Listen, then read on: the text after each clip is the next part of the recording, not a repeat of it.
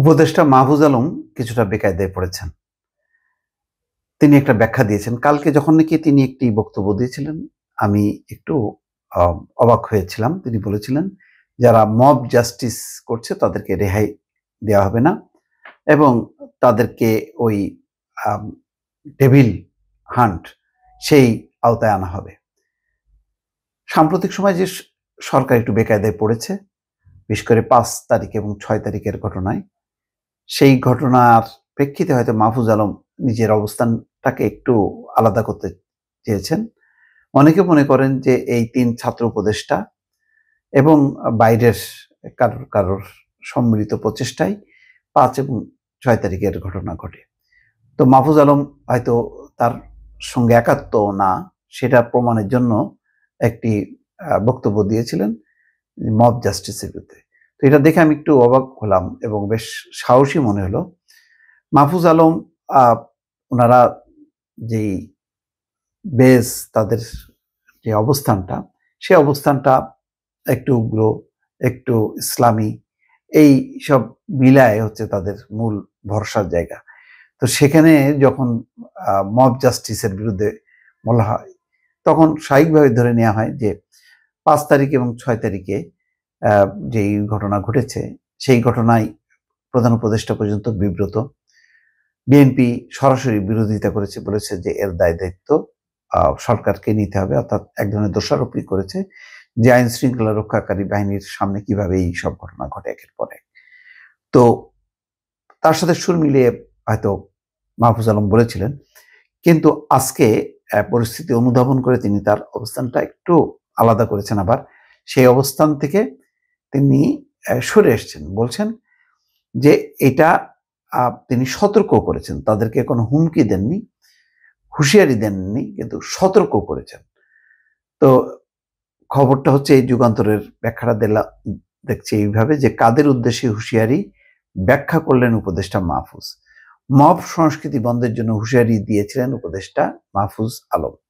যারা মব হিসেবে বিশৃঙ্খলা সৃষ্টি করবেন, যারা মব হিসেবে বিশৃঙ্খল পরিস্থিতি তৈরির চেষ্টা করবেন, তাদেরও ডেভিল হিসেবে ট্রিট করার কথা বলেছিলেন। সোমবার এক ফেসবুক পোস্টে এমন হুঁশিয়ারি দেন তিনি। তো আর তার সেই পোস্টে তৌহিদি জনতার উদ্দেশ্যে বিশেষ বার্তা দিয়েছিলেন তিনি। তবে সেসব মন্তব্য নিয়ে কিছু মহলে প্রতিক্রিয়া তৈরি হলে নিজের সেই পোস্টের ব্যাখ্যা দিয়েছেন মাহফুজ। মঙ্গলবার রাত ৯টা ৪২ নিজের ভেরিফাইড ফেসবুক প্রোফাইলে দেওয়া পোস্টে এই উপদেষ্টা লিখেছেন, তৌহিদি জনতা নামে আপনারা যারা নিজেদের পরিচয় দেন, তাদের আমি হুমকি দেইনি, সতর্ক করেছি। কেন করেছি? গত ১৫ বছর নিপীড়ন সহ্য করে এবং অভ্যুত্থানে ভূমিকা রেখে সকল নাগরিকদের মতোই আপনারা একটা জাতীয় সম্ভাবনা হাজির করেছেন, কিন্তু মব সংস্কৃতির কারণে তা ভুলুণ্ঠিত হয়েছে। এক্ষেত্রে আপনাদেরকেই এই সম্ভাবনা রক্ষা করতে হবে। আবার বলি, খুবই গুরুত্বপূর্ণ, তৌহিদি জনতা নামে আপনারা যারা নিজেদের পরিচয় দেন, তাদের আমি হুমকি দেইনি, সতর্ক করেছি। কেন করেছি? গত ১৫ বছর নিপীড়ন সহ্য করে অভ্যুত্থানের ভূমিকা রেখে সকল নাগরিকের মতো আপনারা জাতীয় সম্ভাবনা হাজির করেছেন, কিন্তু মব সংস্কৃতির কারণে তা ভুলুণ্ঠিত হচ্ছে। এক্ষেত্রে আপনাদেরকেই এই সম্ভাবনা রক্ষা করতে হবে। এটা আমি মনে করি গঠনমূলক একটা চমৎকার বক্তব্য কিন্তু তিনি দিয়েছেন। যে এটা তো আসলে ভালোভাবে হয়নি। ন্যাশনালি এবং ইন্টারন্যাশনালি ৫ তারিখ ৬ তারিখের যে ঘটনা, ৩৫টা জেলায় যেভাবে ভাঙচুর, বুলডোজার চালানো হলো বিভিন্ন স্থাপনার উপরে, বিশেষ করে আওয়ামী লীগের সম্পত্তির উপর। প্রধান উপদেষ্টা নিজে বলতে বাধ্য হয়েছেন যে শেখ হাসিনা এবং আওয়ামী লীগের নেতাকর্মীদের সম্পত্তির উপর হামলা চালানো যাবে না। তিনি বলেন, মাহফুজ আলম, যে আমার আপনাদের প্রতি ঘৃণা নেই, বরং বাংলাদেশের সকল নাগরিকদের মতোই আপনাদের প্রতি দরদ আছে, আলেমদের প্রতি সম্মান আছে। আমি নিজে বিশ্বাসী মুসলিম হিসাবে তৌহিদবাদী, কিন্তু কেউ তৌহিদের নামে উগ্রতা দেখালে সেটার আসন্ন পরিণতি সম্পর্কে সাবধান করাও সহনাগরিক ও দায়িত্বশীল ব্যক্তি হিসাবে আমার কর্তব্য মনে করছি।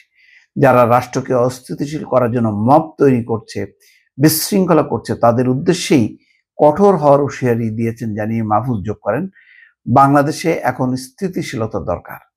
লক্ষ্যহীন উদ্দেশ্যবিহীন মব সংস্কৃতির কারণে উপকৃত হচ্ছে আমাদের শত্রুরা। রাষ্ট্রের অখণ্ডতা, নিরাপত্তা ও শৃঙ্খলা রক্ষার্থে আমাদের কঠোর হতে হবে।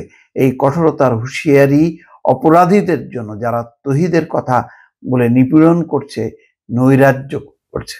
তো আমার তো মনে হয় ভালো, তৌহিদি জনতার নামে আমি যেখানে সেখানে বাংলা একাডেমিতে যেই পরিস্থিতি তৈরি করব, তারপরে বুলডোজার চালাবো, ভাঙচুর করব, নো, এটা তো হইতে পারে না। মেয়েদের খেলার উপরে আমি বিধিনিষেধ দেব, মডেলদের শোরুম করবে সেখানে আমি বাধা দেব, এগুলি তো চলবে না। তারপরে মাজারে আক্রমণ করব, সেগুলো তো চলবে না। তাই মনে করি মাহফুজ আলমের এই বক্তব্যটা ভালো, এবং তিনি হয়তো তার অবস্থানটা কিছুটা খুব দায়িত্বশীলতার জায়গা থেকে তিনি এই বক্তব্যটা দিয়েছেন। দর্শক ভালো থাকবেন, আল্লাহ হাফেজ।